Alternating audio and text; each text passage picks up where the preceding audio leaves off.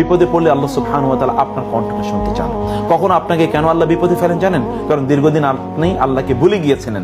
এই ভুলে যাওয়ার কারণে আল্লাহ সুবহানাহু ওয়া তাআলা আপনার আওয়াজটা আবার শুনতে চান। তুমি আবার আমাকে ডাকো, ইয়া রব, ইয়া রব বলে তুমি আমাকে ডাকো, ইয়া ইলাহি বলে তুমি আমাকে ডাকো, ইয়া রহমান, ইয়া রহিম বলে তুমি ডাকো। আমি তোমার ডাকে সহায়তা চাই। অনেকদিন তোমার ডাকটা আমি শুনতে পাই না, এই জন্য আমি তোমাকে বিপদে ফেলেছি। তুমি ডাকো আমাকে। ইযা দাআনি ফালইস্তাজিবু, যখন উজিবু দাওয়াতাদ দাঈ ইযা দাআনি, তুমি ডাকো, আমি সাথে সাথে তোমাকে সাড়া দেব, তোমাকে আমি সাড়া দেব। রাতের অন্ধকারে যখন আপনি কষ্টে আছেন, তখন আপনি বালিশের মধ্যে বালিশে শুয়ে শুয়ে অশ্রু না ফেলে সেজদায় দাঁড়িয়ে যান, আপনি সেজদায় লুটিয়ে পড়েন, নামাজে দাঁড়িয়ে যান, সেখানে 2 ফোঁটা চোখের পানি ফেলেন, অথবা আল্লাহর সামনে অন্যের কথা, কষ্ট, অন্যের দেয়া কষ্টের কথা মনে করে আপনি চোখের পানি ওইভাবে না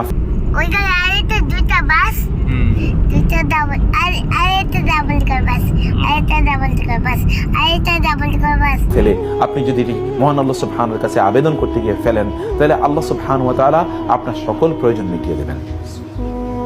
সে সুযোগ তো আপনার সামনে অবারিত, এটা তো আপনার প্রপার্টি, ওয়েলথ, এটা যত্র আপনার ব্যয় করার কোনো অর্থ নাই। যেন তাকদীরের প্রতি বিশ্বাস স্থাপন, এটা আমাদের 1 নম্বর ইস্যু, মনে রাখা দরকার। যা ঘটার তা ঘটবেই, এটাকে কেউ ঠেকাতে পারবে না, কারো পক্ষে ঠেকানো সম্ভব নয়।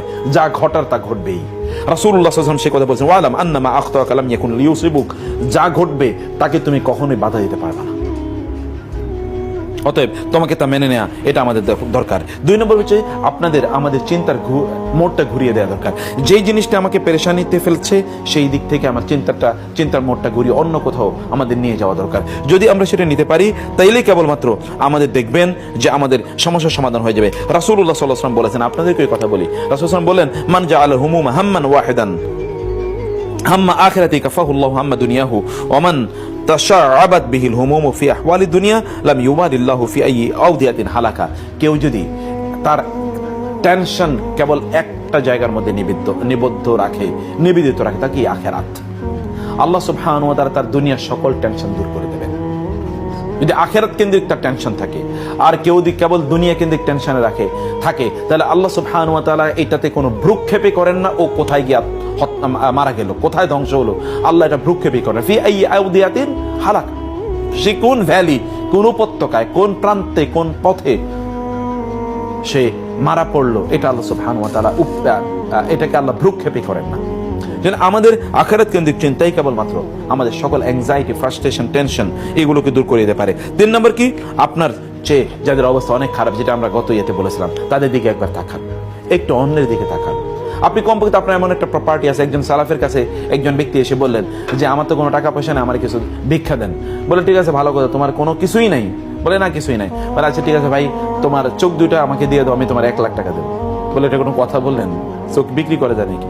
আচ্ছা ঠিক আছে, তোমার হাত 2টা আমার দিয়ে 2 লাখ টাকা দেবো। বলে এটা কোনো কথা বললেন? হাত দেয়, আমি আপনার এটা হাত দিয়ে দেবো। বলে আচ্ছা ঠিক আছে, তোমার 2টা পা আমার কেটে দিয়ে দাও, আমি তোমার 1 লাখ টাকা দেবো। বলে না না, এটা সম্ভব না। বলে আচ্ছা ঠিক আছে, তোমার কিডনি 2টা আমার দিয়ে দাও, আমি তোমার 2 লাখ টাকা দেবো।